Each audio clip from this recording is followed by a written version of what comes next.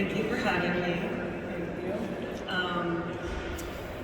Let's see, so my bio, I have a lot of degrees. I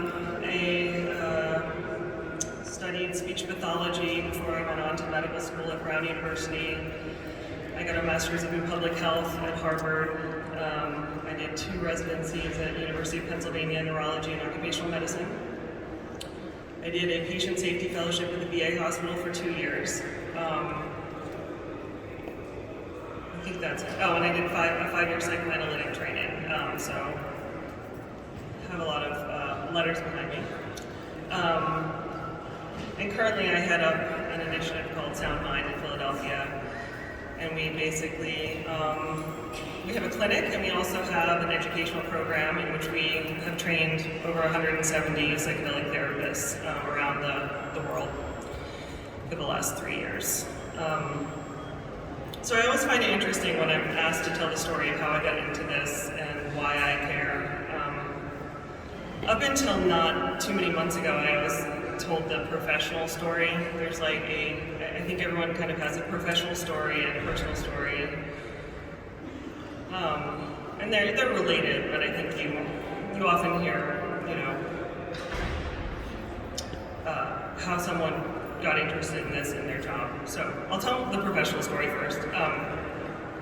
So it goes something like this. I went through speech pathology. I got very interested in cognitive issues. I wanted to be like Oliver Sacks and treat people with stroke.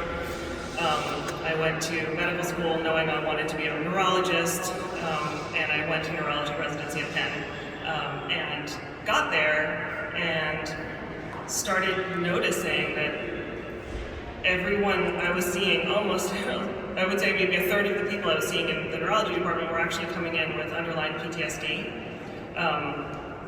So people would come in and say, my leg is numb, I can't walk, and you try and you do all the tests, you look at their brain, you look at their leg, and there's nothing wrong. You can see on the MRI, and then you talk to them for a while, and you start learning about what's going on in their life, and what stressors, and some underlying trauma, and then once you start talking about that trauma and try to get them help, their leg works again.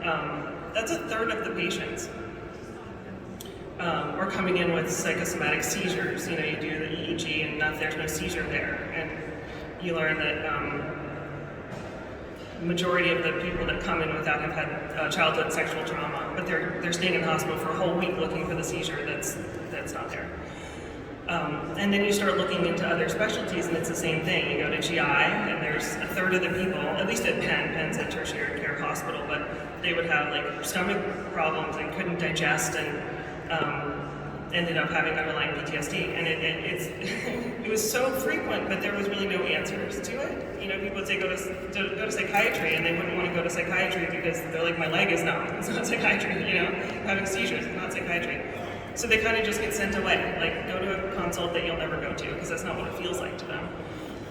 And in 2019, I ended up going to the SOAP conference in Pittsburgh, which was a psychedelic conference, and MAPS was showing an MDMA video of treatment for PTSD using MDMA, and it just totally blew me away. I was watching this and thinking, oh my God, this is the tool that I need. I have all the tools you can imagine. I have like 500 degrees, and I don't have the tools I need to actually treat what I'm seeing.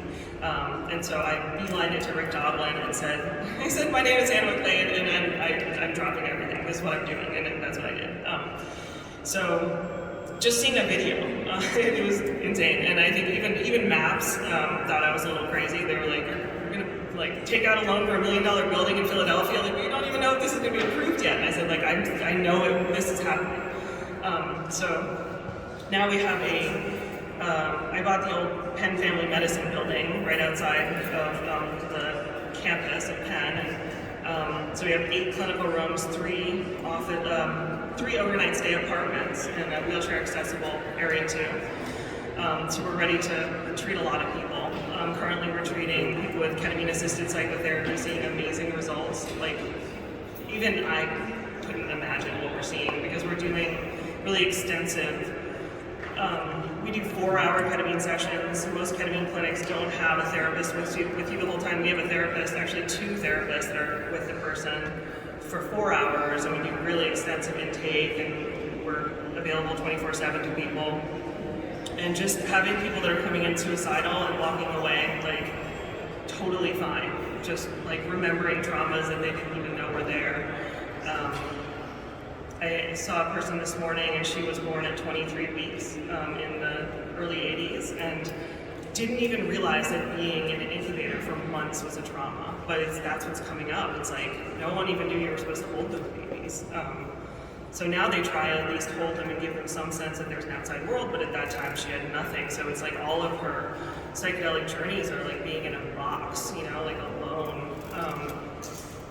And had another patient a couple weeks ago who retrieved a memory of missing her birth mom. She was adopted and had been going to psychotherapy for her whole life, was on the brink of suicide, and her first ketamine journey, she cried for maybe 2 hours, just remembering like her birth mom's face and like the umbilical cord and being taken away, and then being for 6 months in an orphanage, and being like just remembering not wanting to have people change her, just the embarrassment of not having a mom, and just not having access to those memories outside of these experiences.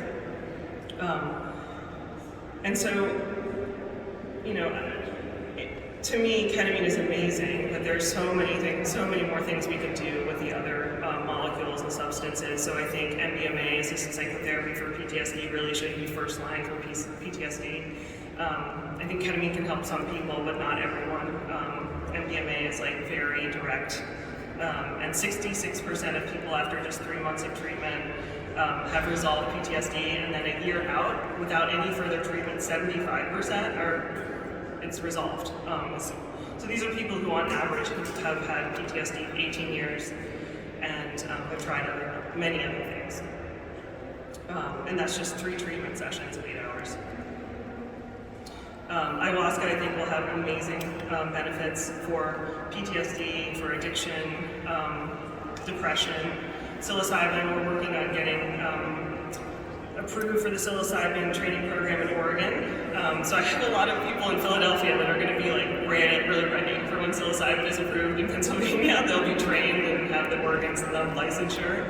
And I'm really hoping that Pennsylvania considers adopting the same requirements for education. So it's a 1-year educational program to train people to facilitate.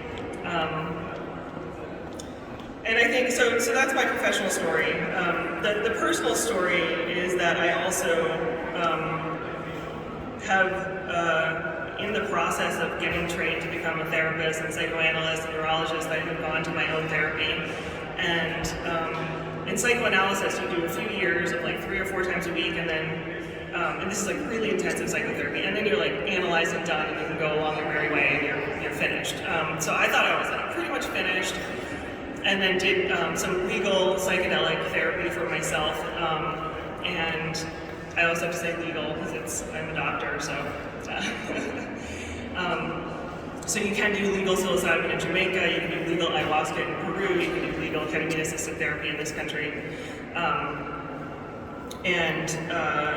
And I got access to some memories that I didn't actually even know I had, or I wasn't able to access. So when I was a very small child, I had, my parents put an addition on their house in New Hampshire that had formaldehyde in it, like a really toxic level of formaldehyde, and that was the room that I was sleeping in for the first 1.5 years of my life. And I was very sick. The whole family was very sick for years. And when I was in therapy, I'd always sort of third person remember it. Like I remember seeing me, and I'd like, you know, I feel maybe I just describe it, but I didn't actually feel it in my body, like what that felt like. And for me, doing psychedelic therapy, every single time, I'm like, you know, I have some intention of, you know, some big idea, and always what it does is pull me right into that room alone, and I cry, and it's like, oh, I think I'm done with it, and then it again, you know, so it's gonna take a long time to get through those memories, but it's like I didn't even realize I hadn't started until I started psychedelic therapy. I hadn't even started processing it because it actually gets stored. The trauma is stored in your body, especially if it's pre-verbal, very young, and then that got compounded with the medical educational, the trauma that happens in medical education and just seeing people die and not being able to help them, and just like the speed in the hospital. You're not given time to actually sit with people. So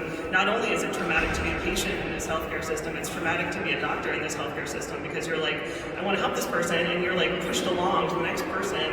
And so there's just so much hurt that you never get to process. So it's really helped me also see how much healing we have to do in the medical community and with healthcare.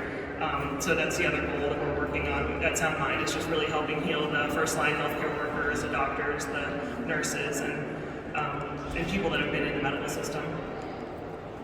So I hope these stories help. I'm happy to talk to anyone if you have questions or want to know my vision for psychedelics coming to Pennsylvania in a bigger way. And I really think that these are the tools that we need, and I know I speak for a lot of healthcare workers that these tools are what a lot of us are waiting for to really help people. And then, you help them with their trauma, you help them with mental health, and then it's easy to help with the physical parts, The mental health parts are the ones that we really need more tools to work with. So that's what I got. Thanks, guys.